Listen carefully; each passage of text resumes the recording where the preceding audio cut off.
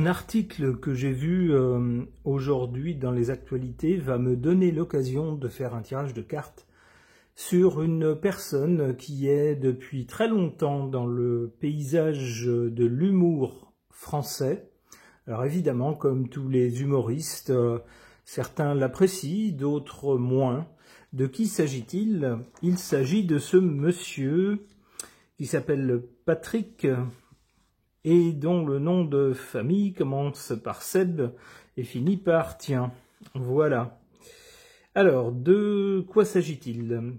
Que nous dit cet article? Cet article nous dit, au sujet de cet humoriste, son show dans un camping naturiste au Cap d'Agde aurait dérapé avec une... Alors ensuite, on parle de quelque chose qu'on fait entre adultes. Il faut forcément qu'il y ait un homme dans l'histoire, puisqu'il s'agit d'un mot qui commence par « fel » et qui finit par « sion ». Vous voyez de quoi il s'agit. Il y aurait donc eu ce type d'acte pendant son show dans un camping naturiste. Bon, alors ça, à la limite, ça le regarde. Ça regarde également les gens qui étaient présents, mais là où ça ne va plus, c'est que c'était en présence d'enfants. Alors effectivement, ça prend une toute autre tournure. Alors si, bien sûr, on peut dire que les adultes font ce qu'ils veulent de leur vie, de leur intimité, entre eux, à partir du moment où ils sont consentants, il n'y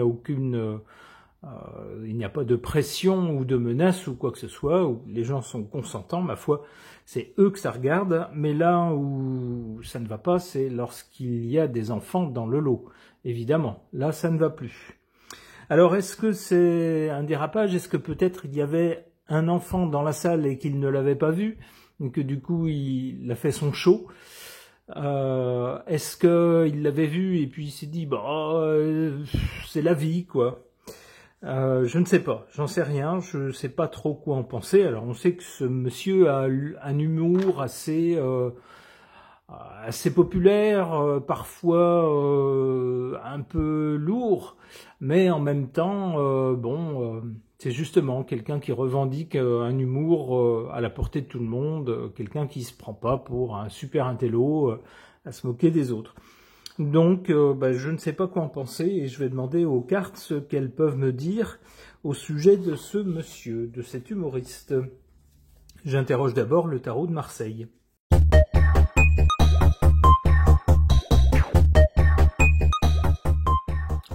Que suggèrent ces cartes au sujet de ce monsieur, de cet humoriste, Patrick S., dont le nom de famille commence par Seb et finit par Tiens? On a d'abord la carte du monde, mais qui est tombée à l'envers, renversée. Le monde, la carte du monde, lorsqu'elle est à l'endroit, signifie quelque chose qui va jusqu'au bout, qui est mené à bien avec succès, un succès, on pourrait dire. Ça pourrait être également quelque chose qui arrive à son terme et qui permet de passer à autre chose avec succès. Ça peut signifier également, dans le sens premier, le monde, c'est-à-dire du monde. Dans le cas de quelqu'un comme lui qui fait un métier avec du public, le public. Mais ici, la carte est tombée à l'envers. Il se pourrait que, puisqu'elle est du côté du passé, même d'un passé récent, il se pourrait que ces derniers temps, ce monsieur ait peut-être moins de monde à ses spectacles, ou que peut-être il soit moins suivi que pendant une certaine période. C'est peut-être ce que ça veut nous dire. Alors ce que ça pourrait nous dire aussi, c'est que le type de spectacle qu'il donnait, il donnait dans un endroit un peu particulier. Le Cap d'Agde est connu justement pour être le lieu où beaucoup de naturistes se rendent. Alors bien sûr, chacun est libre de faire ce qu'il veut, de vivre nu si ça lui chante, à partir du moment où c'est dans des espaces qui le permettent vis-à-vis de la loi, eh bien il n'y a rien à dire. Mais ça signifie que le public de ce monsieur était un peu particulier. C'est pas tout le monde, c'est un public particulier.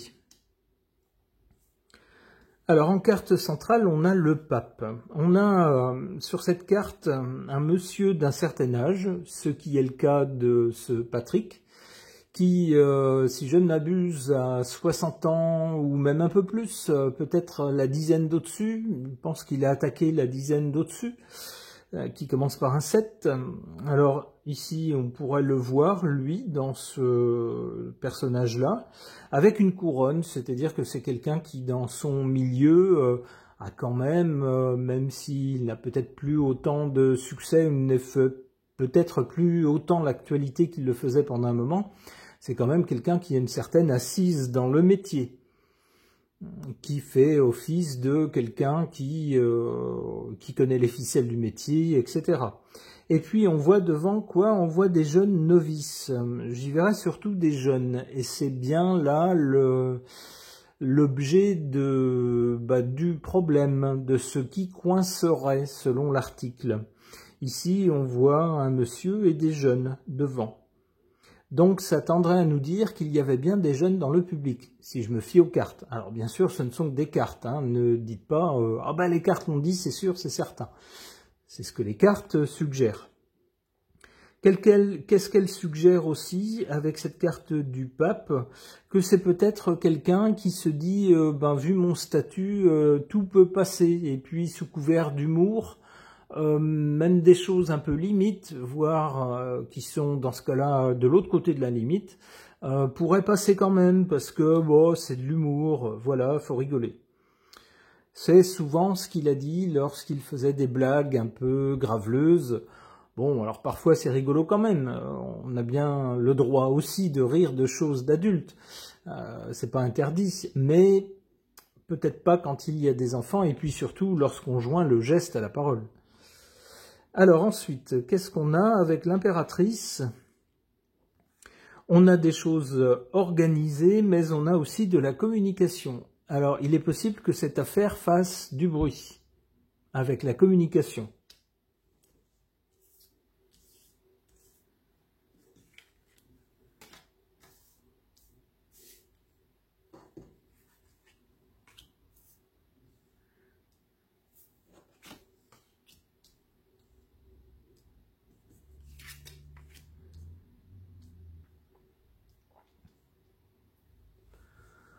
En carte favorable, cette carte de la force, soit c'est quelqu'un qui, dans cette affaire, ne va pas se laisser faire, hein, va se défendre en disant je suis attaqué une fois de plus, mais allez-y, plantez-moi des couteaux dans le dos, c'est pas grave, je suis habitué, j'ai le cuir épais, je vais pas me laisser démonter.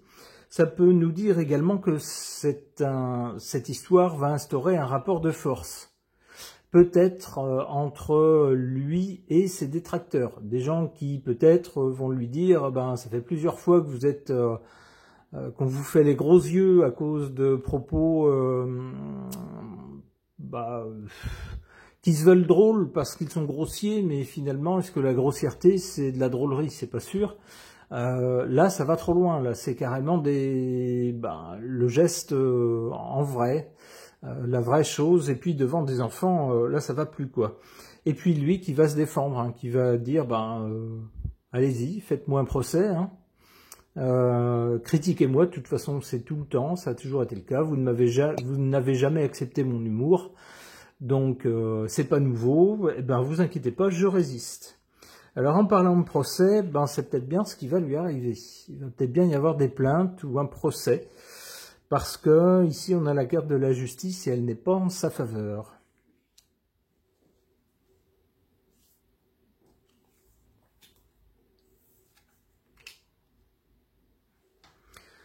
Alors ici, du côté de l'avenir, avec l'impératrice, moi j'y vois surtout de la communication au sujet de cette affaire. On a ensuite l'amoureux, une hésitation devant un choix à faire. Et puis du débat, des gens qui discutent. Eh bien peut-être que justement ça va donner lieu à une sorte de débat sur, grosso modo, le thème est-ce que sous couvert d'humour tout est possible? Est-ce qu'on peut parler de tout et de n'importe quoi? Et puis peut-être aussi devant n'importe qui, y compris des enfants. Ça pourrait être ça, le thème du débat. Bon, eh bien la réponse à ce débat est non, apparemment, avec cette carte qui n'a pas de nom, mais qui coupe court à quelque chose, définitivement. Donc là, éventuellement, s'il y a des gens qui disent « Ouais, mais bon, c'était de l'humour, alors lui, on sait que c'est son genre d'humour, c'est toujours un peu graveleux, c'est toujours un peu, voilà, un peu proche de la grossièreté, alors parfois c'est drôle, parfois c'est plus grossier que drôle, mais c'est son registre. Il fait là-dedans, il y en a d'autres, ça va être autre chose, ça va être d'autres choses dans d'autres domaines, mais tout aussi tendancieuses. Bon, et ben là, on va dire non, non, là, la limite est franchie et c'est pas possible. On peut pas, avec cette carte-là. Bon, ok. Concernant cet humoriste, ce Patrick S., dont le nom de famille se finit par Tien, qui aurait dérapé pendant un spectacle auprès d'un public naturiste, avec comment on pourrait dire ça? Comment on pourrait le dire? Un mot qui commence par fel et qui finit par sion, et c'est quelque chose qui se fait entre adultes. C'est quelque chose qu'on fait à un monsieur lorsqu'on veut lui faire plaisir avec la bouche, voilà. Vous aurez compris de quoi il s'agit. Et ça me donne l'occasion de m'interroger sur cet humoriste, essayer de comprendre un peu qui il est, comprendre sa personnalité. J'interroge pour cela mon oracle des personnages.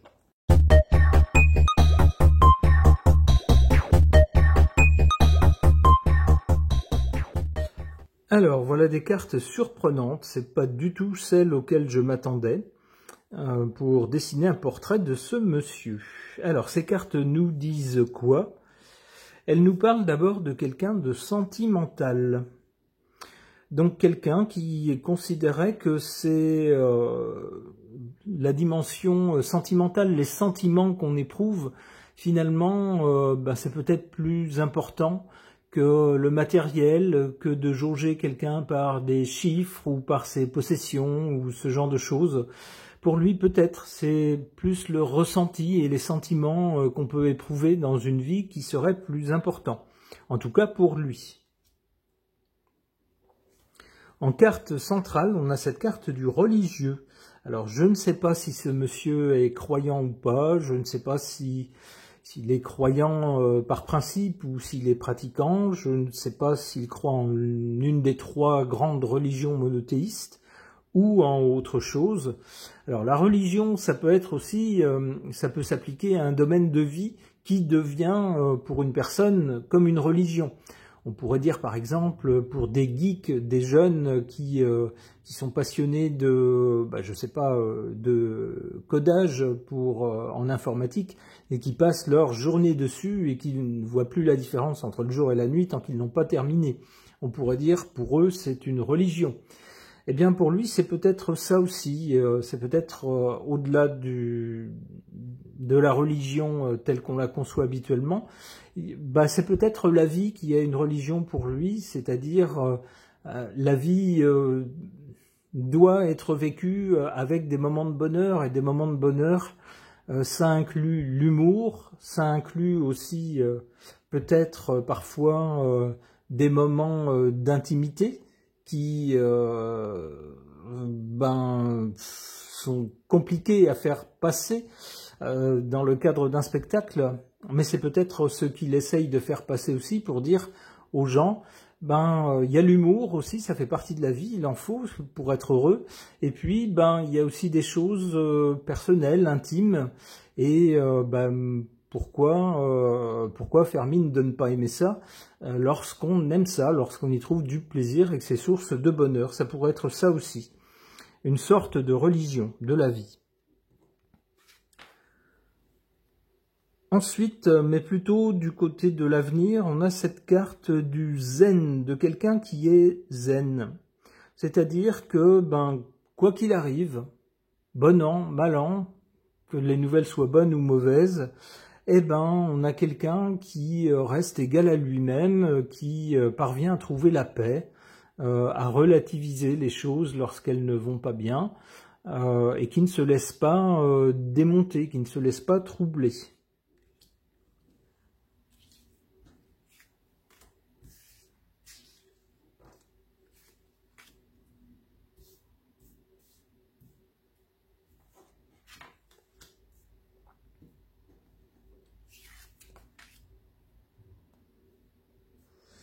Bon, eh bien les cartes en faveur et en défaveur sont un peu celles auxquelles je m'attendais. Je pensais bien qu'elles allaient tomber un moment ou un autre.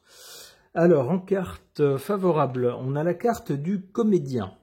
Alors, le comédien, c'est quelqu'un qui peut jouer des rôles, qui peut se mettre dans la peau de personnages. Alors, pour un humoriste, bien sûr, on fait facilement le lien.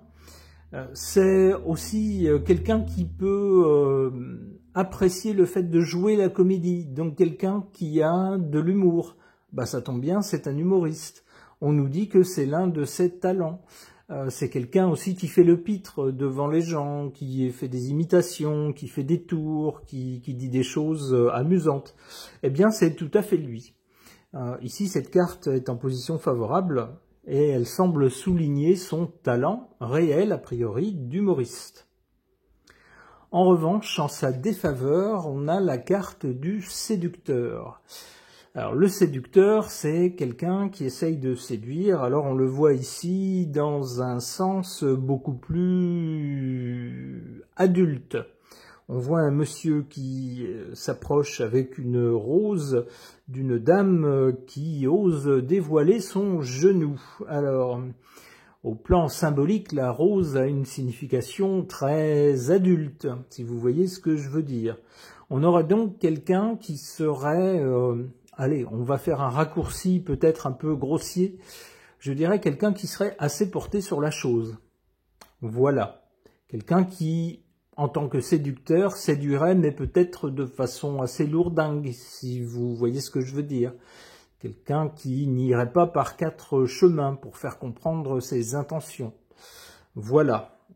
Et avec la carte dans cette position, on nous dit que ça joue en sa défaveur. C'est quelqu'un qui peut-être gagnerait à lever le pied, surtout lorsqu'on arrive à cet âge-là. Bon, on a certainement moins d'atouts, en tout cas physiques, que lorsqu'on a 20 ans.